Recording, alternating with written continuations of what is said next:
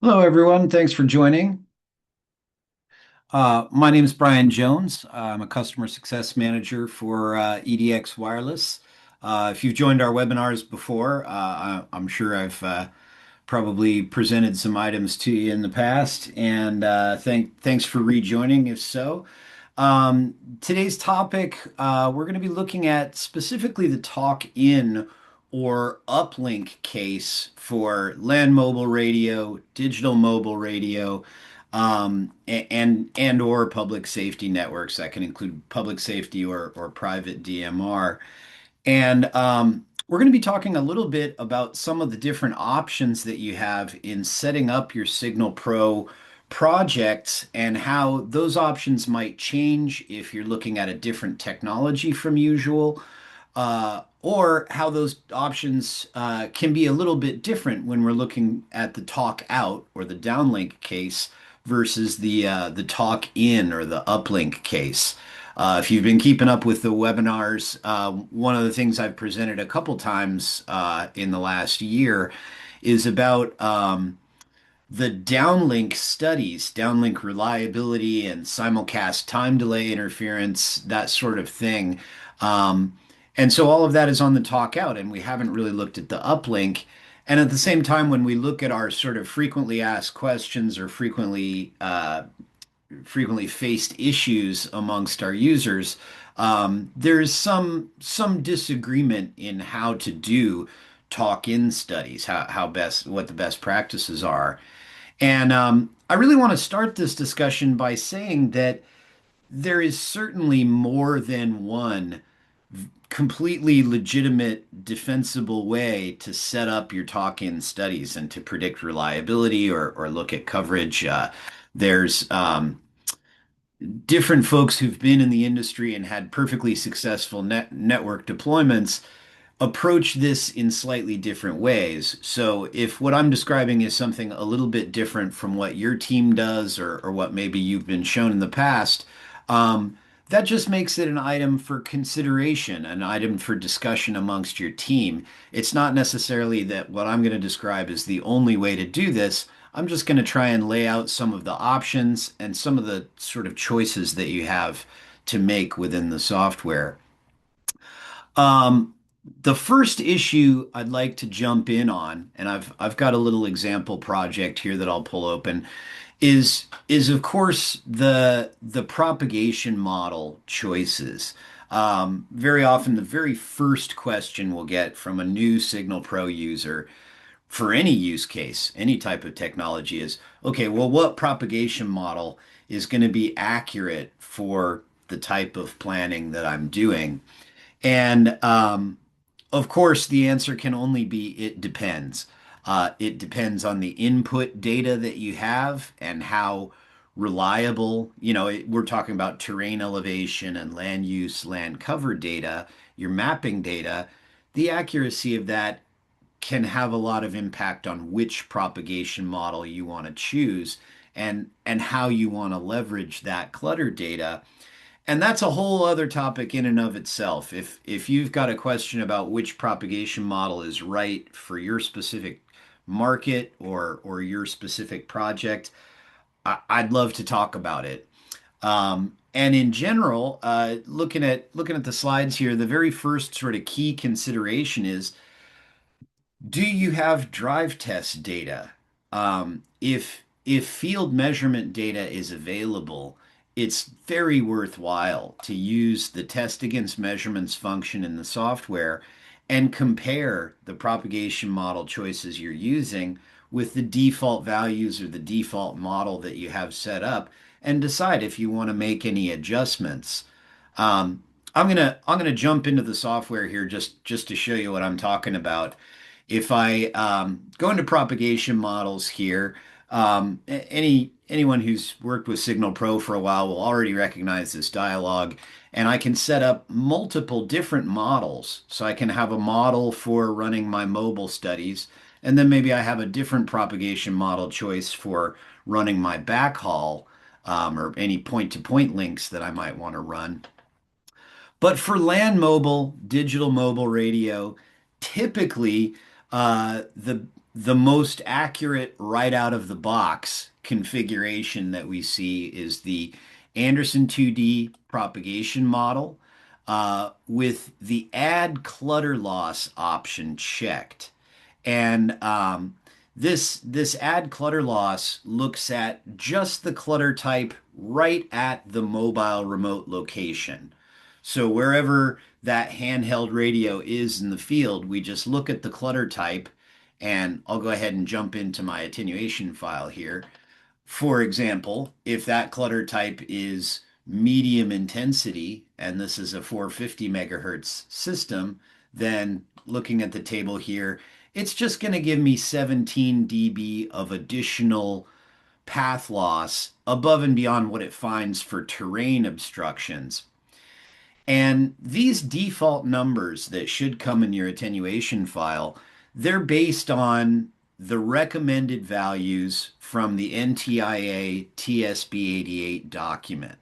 So these values are great in that they're based on an initial large scale measurement campaign and an initial government recommendation on here are the default values you should use.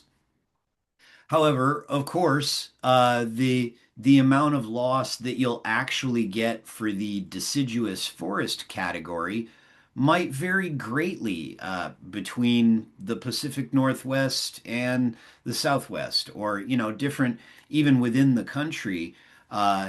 Different markets will have, in reality, slightly different loss values. So these are a very good starting point. But if you do have field test data available, by all means, use this test against measurements function. And when you run this analysis, you'll see a scatter plot of predicted versus measured. And there's even an automatic tuning function that'll let you make a custom tuned attenuation file to fit that drive test data that you've taken for that environment. Now that brings me to the next consideration for the propagation model, and this is where we see some difference in practices, again, between perfectly successful engineering teams. Um, and that is when we set up the propagation model, are we trying to target the propagation model so that what's predicted represents an average signal level in the field, an average path loss? Or are we trying to set up the propagation model so that the predicted signal value is inclusive of fading? Or in other words, we're going to calculate kind of a worst case signal power at each result by setting up a propagation model that's just innately conservative in order to account for variability and fading in the real world. And sort of the traditional way to do this for land mobile is with these percent of time and location fields. And you may have customers that stipulate any planning for this project must use 90% of location and time or 95% of location and time. Um, what that means is that we are adding, so if I make these 90% in both fields, we're adding a prescribed amount of additional path loss into the propagation model so that essentially the propagation model should be targeting a signal level that 90% of the time or 90% of the locations within that tile, you would actually measure a higher signal value than what you predicted in your planning. And there's been kind of a transition, I think. It used to be that when folks were mostly just doing coverage studies, they would go ahead and plug in additional loss to the model, either using this percent of location and time, or maybe just using the margin field. And they would target the propagation model for a faded or worst case type of signal level. But if we go and run those time delay interference studies or some of the other C to I or anything like that that might be looking at interference, well, then we've under predicted our interference if we cook that additional loss into the propagation model itself, because if we go out in the field and measure an interference value, we're probably going to measure something higher than what we predicted. And so, sort of the newer best practice that I myself tend to recommend, and a lot of our engineers have adopted, is to target the propagation model so that what we're predicting is as close as possible to the average or the mean signal power that you would measure out in the field. And then fading, signal fading over time and signal fading over location, we can deal with those things separately by running reliability studies or by building some extra margin into the sensitivity of the receiver, or in other words, the threshold value that we're going for. We can adjust that up a little bit and not have to make the propagation model innately conservative. So again, either practice is perfectly fine as long as you're aware of it and as long as you're sort of doing it on purpose. But that really is an important choice to make right up front, is whether you want a propagation model that targets the mean or one that targets a faded worst case value.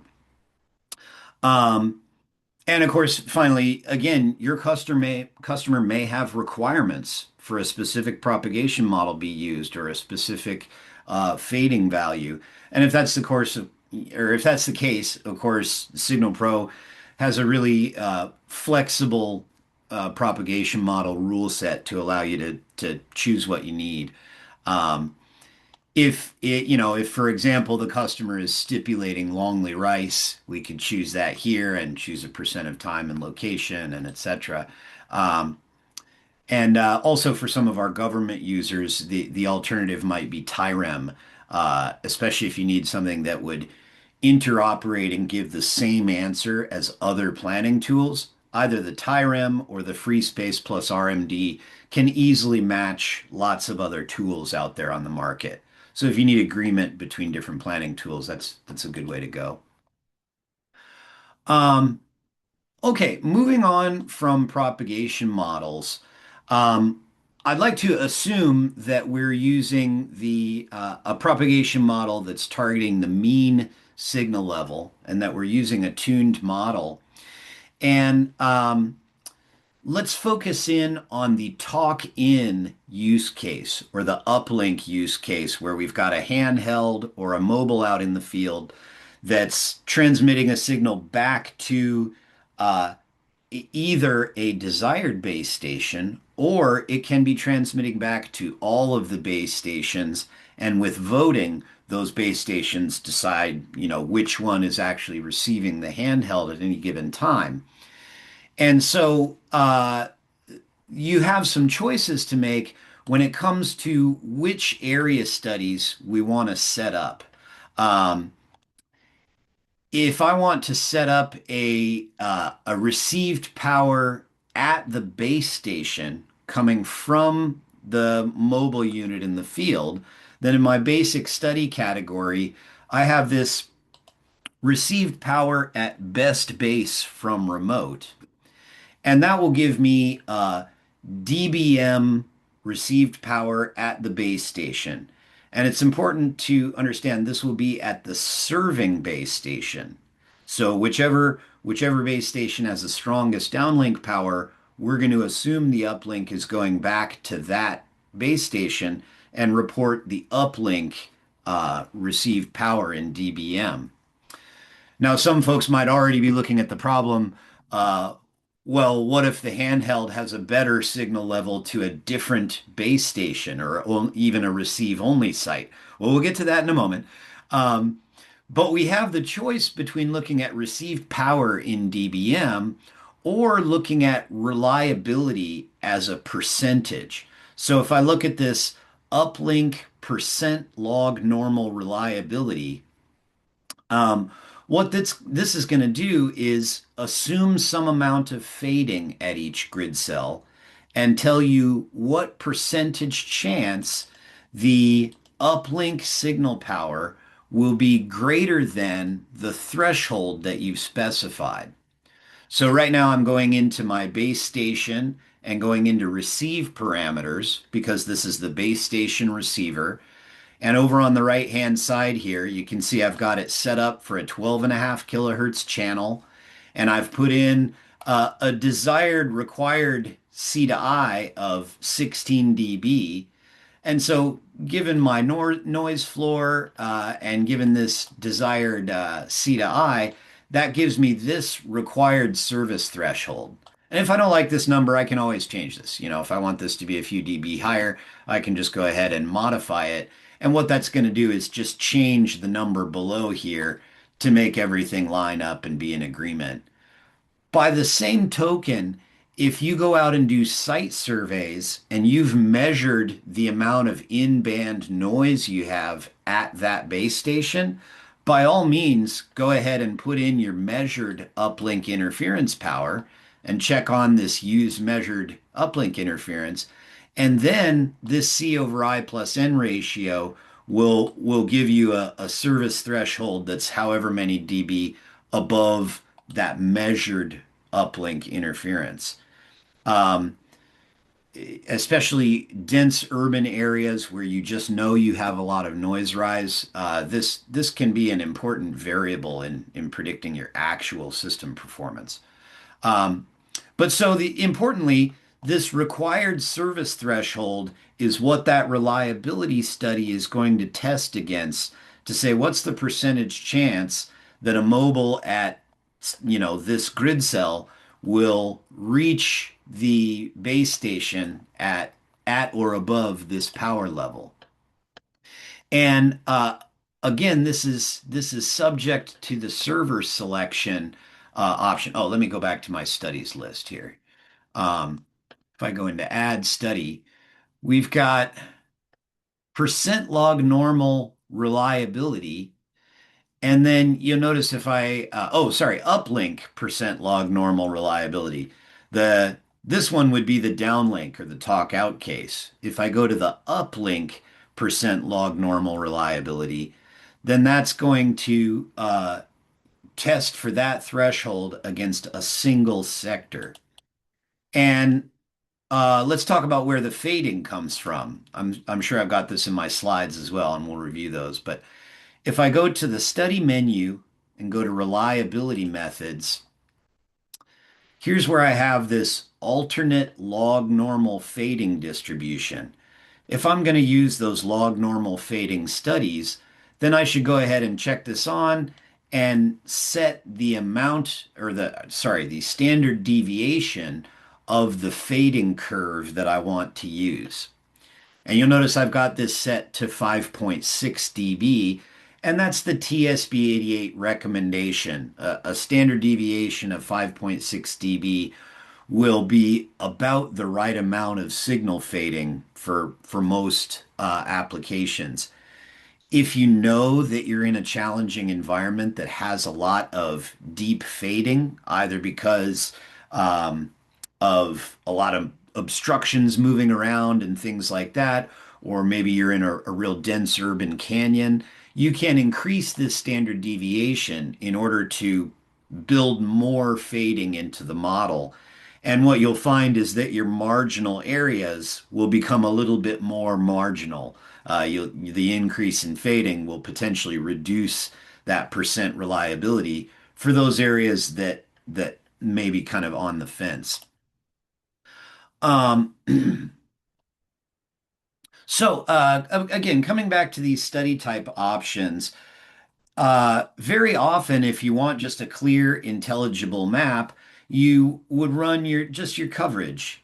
My receive power at best base from remote is going to give me that talk in receive power coverage level.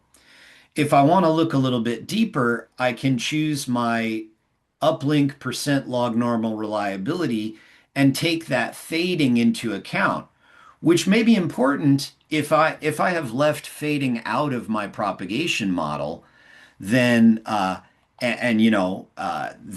that required service threshold doesn't have any additional margin built in, then I need to account for that fading somehow, and that reliability study can help me show that. The complication comes in with voting receivers, where the idea with voting receivers is that if the mobile out in the field transmits a signal, really any base station might pick that up. And if that base station is getting the strongest power from the mobile, the voting system will say, okay, this is the base that's listening to this signal right now.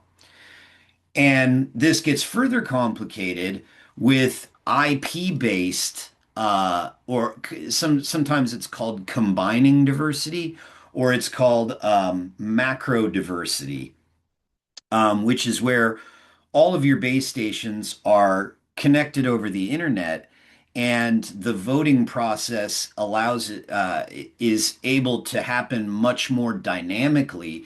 And essentially, if two different sites are receiving the same signal, they can coordinate and create a kind of diversity to make that signal reliable, even if it's fading on both of them. So it's much like antenna diversity, but it's just antenna diversity over the entire macro network because you've connected them over IP. And SignalPro has the right studies, whether we're talking about coverage or just power level, or the log normal reliability. We can look at that either based on a single sector or based on traditional voting or that IP-based macro diversity voting. And so let me just review those study types real quick in the list here. If I go add study, I kind of need to scroll down the list here a little bit, but we've got receive power at best voting receiver from remote. And so if I wanted to take into account standard traditional voting in the system, this received power will look at the uplink case from each grid cell to each of the different base stations, and that can include receive only sites. And it'll say, okay, here's the received power at that single best voting site. If we do the uplink percent log normal reliability using voting receivers, this one is a little bit different. We're not just looking at the coverage or the reliability to a single sector. We're actually uh, uh, looking at the probability that we'll be above the signal level threshold for any of the possible uplink sectors. So, if I have marginal reliability to two different sites independently, together that because of that diversity effect, I will have a higher reliability. There's a higher chance that one or the other of the sites will be above the needed signal level threshold. And then down here at the bottom, we've got the log normal reliability with macro diversity voting. And here in this case, we've extended that probability even further so that we're looking at the whole network and the benefit of being able to combine across the whole network, combine the signal and look at the reliability that way. So obviously with some of these newer IP-based diversity systems, um, if you're, let's say for example that I'm trying to convince the network operator to upgrade their equipment, upgrade their base stations to support this IP-based macro diversity, and maybe some other features too. If I want to be able to show them, look, here's the improvement that we'll get in your reliability due to this IP-based macro diversity, uh, then I could simply show them the difference between a standard reliability study versus this macro diversity voting study. And again, what you'll find is that in the marginal areas, you're going to have a higher reliability than you would with a non-voting system or with a traditional voting system. Usually the main coverage areas are not drastically affected by these different studies. They'll all have kind of a similar answer. But in the marginal areas, in those problem spots that may not be reliable enough, sometimes that extra macro diversity is enough to fill in the requirement. Okay, setting the log normal fading distribution. We talked about that before, but hey, it's important. You need to have that fading included. So I'm going to just reiterate under the studies menu in reliability methods. This is also where we set up the reliability and availability fading methods for if I'm setting up my backhaul point-to-point links and I want to know if I have 5 nines availability on that link, here's where we would set up which fading method we want to use for the multipath fading and also for that rain fading. If we're using that log normal uh, uh, reliability study, then you just want to make sure and check on the use alternate distribution and go ahead and set that standard deviation. You notice there's also an option here to set the standard deviation from the land use clutter data. And if I go and look at my attenuation file again. So I go into my prop model and look at this attenuation file. Right at the moment, the standard deviation for every category is 5.6 because the TSB88 document recommends that value regardless of clutter type.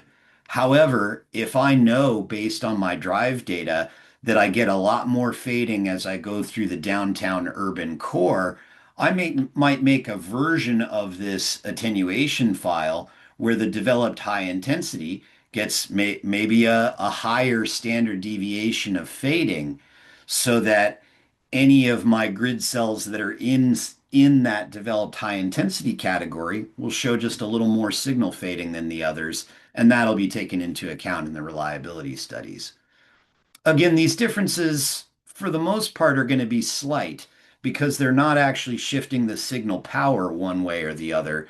They're just saying, here's your chances of being above that threshold.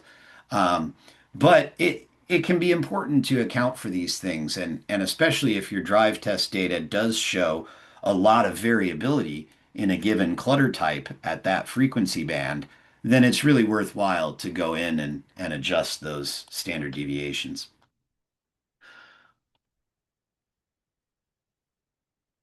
Okay, let's talk about another sort of frequently asked question when it comes to doing land mobile design, where more often than not we have some type of voting system. Uh, and it can be counterintuitive for folks that the network is almost always using voting receivers. Um, the server selection criteria dialog is where you set up how a standard study chooses what sector is associated with that grid cell. So you notice here the options, and where I would get to this is under the studies menu again, because it's a study option, server selection criteria. If I go into this, here I'll go to the slides because it's easier to see. Um, you can select the server based on the strongest downlink receive power, the strongest downlink field strength, which the difference there is it's going to ignore antenna patterns, or the lowest path loss, or just simply the nearest server. We can say whatever the closest server is, that's the one that's going to be desired. And none of these really accounts for voting receivers because voting receivers are kind of a specialized case. Um, these criteria would be totally standard for like a cellular network. Most of the time, a cellular or a fixed wireless network is going to select the strongest server based on whichever one has the best downlink signal. And then that field equipment or that subscriber device is going to try and send its data back to that same sector. In LMR, we have this special case where voting receivers mean that mobiles can connect to an entirely different sector for their uplink versus the downlink. And because the link is not necessarily balanced, in other words, the handheld may be a 1 watt or a 5 watt radio, whereas your base station might be 50 or 100 watts. Um, so the links aren't balanced. And furthermore, we might have voting receivers that aren't transmitting. They're just sites out there in the field to pick up the signal from handhelds. And so voting receivers become this special case, and that can sometimes lead to confusion, which I'd like to show you on this project, just to give you a sense of where the confusion can creep in. So I'm going to go to my live project here, and inside the light blue box is my sort of hypothetical area of interest for this. And I've got two sites, one in the west and one in the east. The one in the west is operating at a higher signal power. It's operating at the full 100 watts, whereas the one in the east we've got turned down. And the strongest, most likely server plot that we're showing here shows that the majority of this area of interest, the west site, has the strongest downlink power. So if I look at my receive power at best base from remote, so I'm going to only show that study layer, and I'm also going to set it for the status bar. You notice my link line, and maybe I'll show you where this link line is coming from. If you see the dark blue line going from my cursor over to the west site, the way I've accomplished that is in the view menu, server link lines. I've gone ahead and turned on the first one and given it a color so that first MLS is first most likely server. And whichever study I have set for the status bar, or set as the current study, it will use that to draw that link line. So over most of this area, the west site actually has the strongest downlink power into that area. And if I run my receive power at remote study, or receive power at best base, so my talk in receive power, we're seeing here, I'll highlight an area. We're seeing about negative 77.3 to the dBm receive power to the west site. But wait a second, the east site is getting a higher signal power. It says that the handheld can be received by the east site at negative 68.1. So that's the coverage value I want to see. Um, and the reason this study is showing me the coverage value for the weaker site, the weaker talk in case, is because that site has the strongest talk out signal power or the strongest downlink signal power.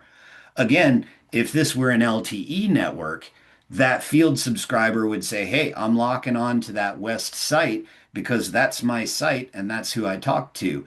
But in an LMR network that's using voting receivers, that east site is actually going to pick up the handheld, and that is effectively what the coverage value is going to be.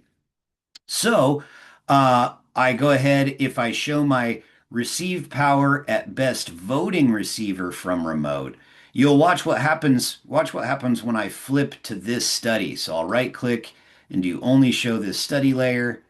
Oh, hey, and the coverage is a lot better in this center area here. And I'll go ahead and set that for the status bar.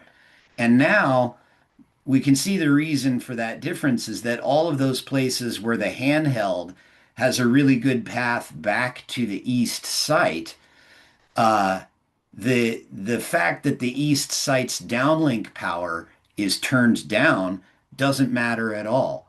The handheld still has the best uplink path loss back to that east site, and so its received power is going to be the strongest to the east site, and that's what the voting receiver study is going to use to calculate the received power. And you can see my down in the status bar at the very bottom for that same location.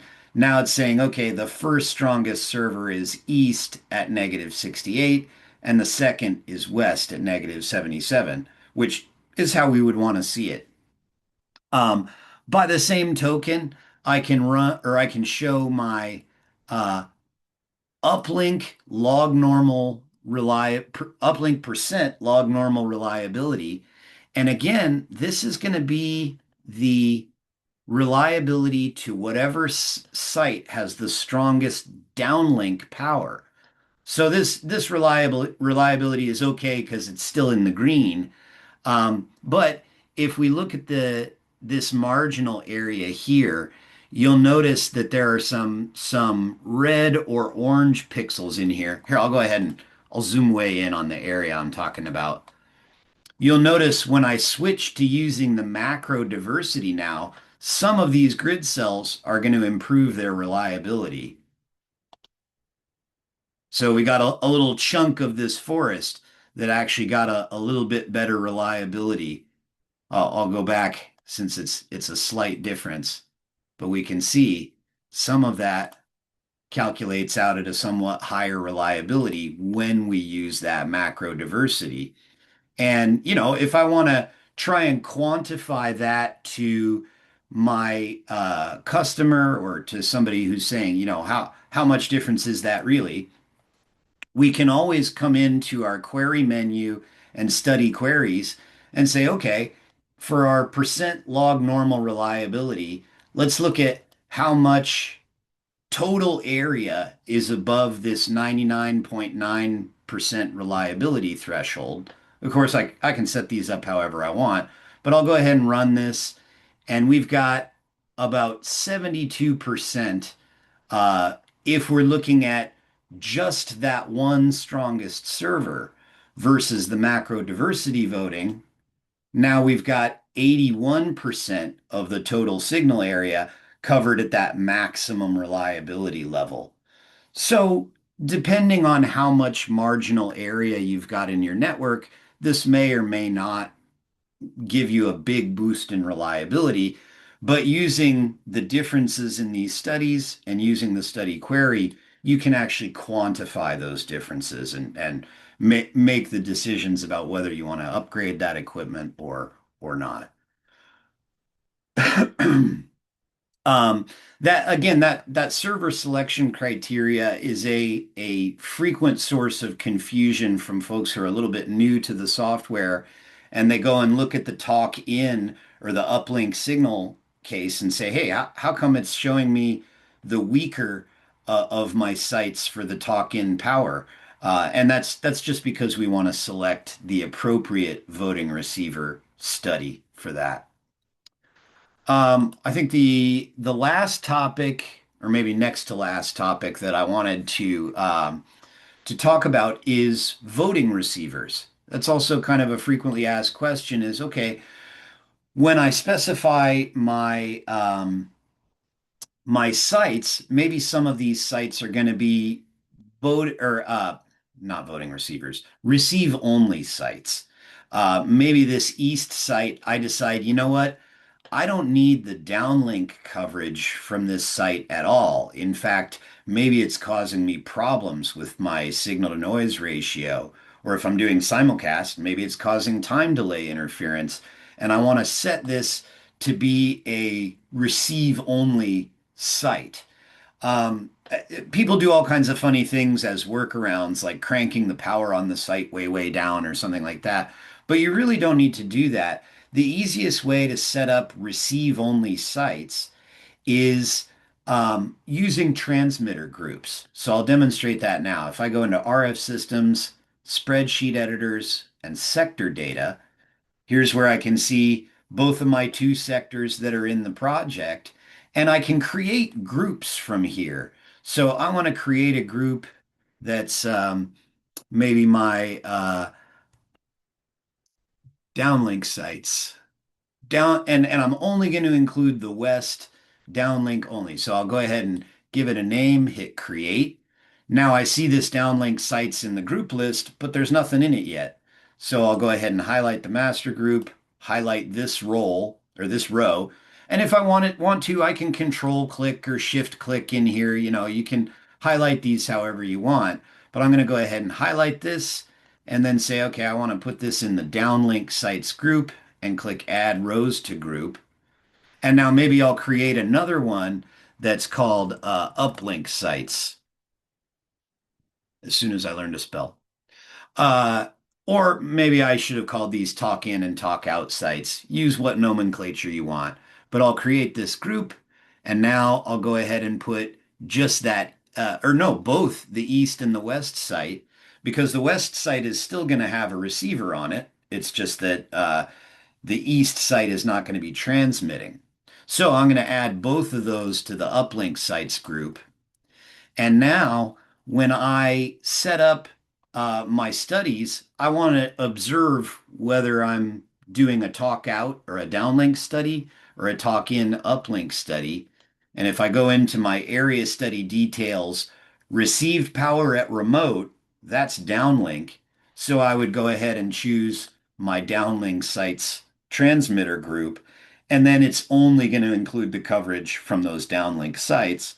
And when I go and do my receive power at best base, or maybe actually receive power at best voting receiver, then I would go ahead and choose the uplink sites group, and any of those receive only sites are going to be included with that.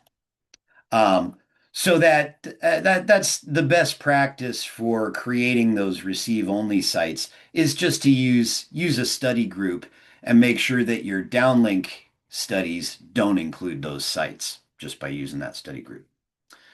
Um, okay, so I'm doing good on time here, so I want to show one last feature that we snuck it into the software a little while back, and I think it was a month or two ago, and not everybody has noticed this yet, but especially in the LMR space, a lot of our users already love it, and that is the ability to set up one study and run it for multiple different kinds of mobile remote unit.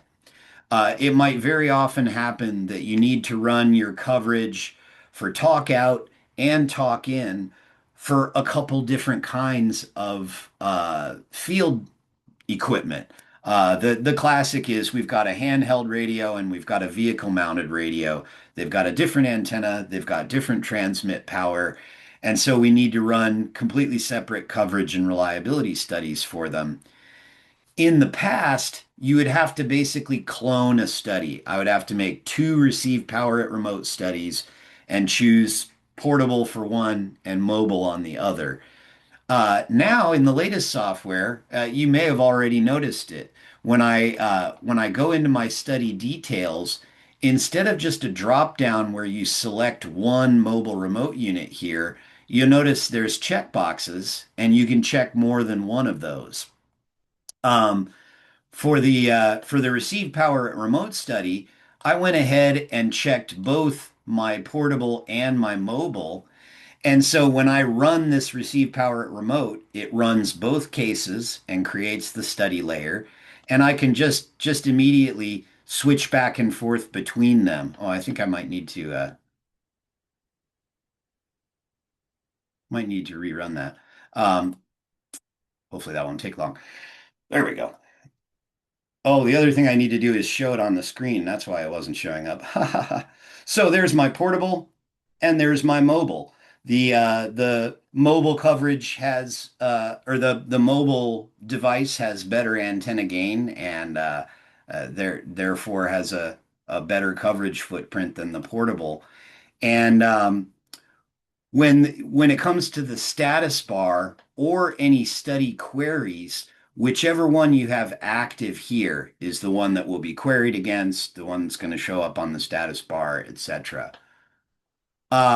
So that's my favorite top new SignalPro feature of the last couple months. If you if you need to run this one study type against a bunch of different mobiles, just go ahead and set up each of those mobile remote units as their own type. And when you get into the study setup, you can just go ahead and check all of those on. Um, that is what I had to show you here today. If there are any questions, I guess I should have said this up front. If there are any questions, please use the chat or the question and answer, the Q&A feature in your Zoom session, and go ahead and ask those. if we don't address them in the session here today, we can reach back out to you. And let me take a look at these. Oh, Hey, there's one message here in the Q&A that just says, "I love the new feature." Thank you for that. We love it too. It was one of those things we suddenly kind of slapped our forehead and asked the dev team, "Hey, could we do this?" And yes, they could. Um, and the other question is, will this call recording be made available?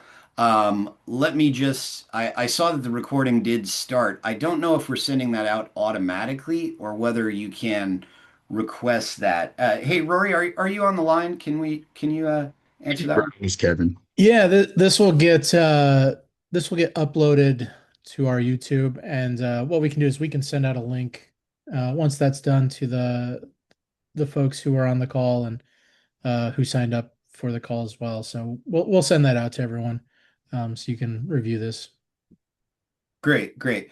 Another good question. It says, with both mobiles and portables selected in a single study, can you export portable and mobile studies individually? Yes, you can. It works the same way it always did. Just be aware, whichever. Oh, hey, I stopped my screen share. Hold on. Whichever version of the study you have checked here is the one that's going to export or the one that's going to get queried or what have you. Um,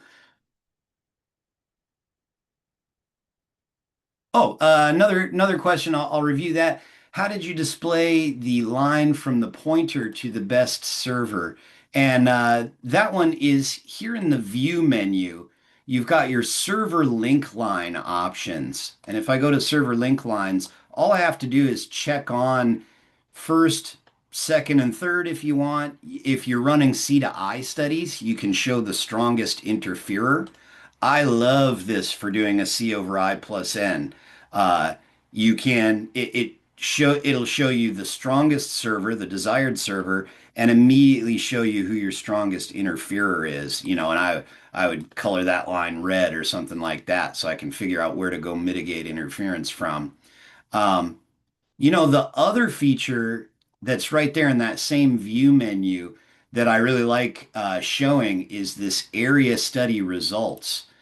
And if I've run all of these different area studies on here and I want to look at the results for a single grid cell, I can just mouse over an area and see all of those results side by side. So I don't have to necessarily set one for the status bar and keep track of my location and set another for the status bar. I can say, okay, what are all these results like lined up side by side?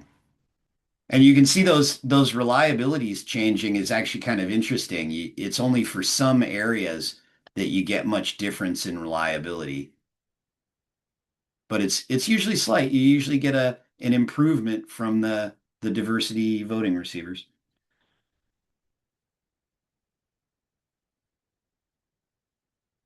Um, Back to the Q&A panel. Okay, so that looks like uh, all the questions that we got. If you're trying to type furiously, but it's an involved question or something like that, or if you have a project and you'd like to review and make sure that you've set up the project according to best practices or that you understand all of your options for that project, please don't hesitate to reach out either to our support team through the support portal or just reach out to your sales account manager directly. And we're happy to set up a customer success session. We want to make you successful in using the tool and being able to hang your hat on the results you're getting from those tools from the tool and have a high confidence in the results you're producing. So if there's something you're still not sure about, feel free to either generate a support ticket and ask the question, or just reach out to us and we can either answer the question over email or just go ahead and set up a session. Um, so that's all I've got for you today. I'll go ahead and give you back these 10 minutes at the end of the hour here. Thanks everybody for joining. We had great attendance today. Um, and I see some regular Signal Pro users on there. So hopefully this was useful to you and not completely old hat. And thanks again for joining, and we'll talk to you soon.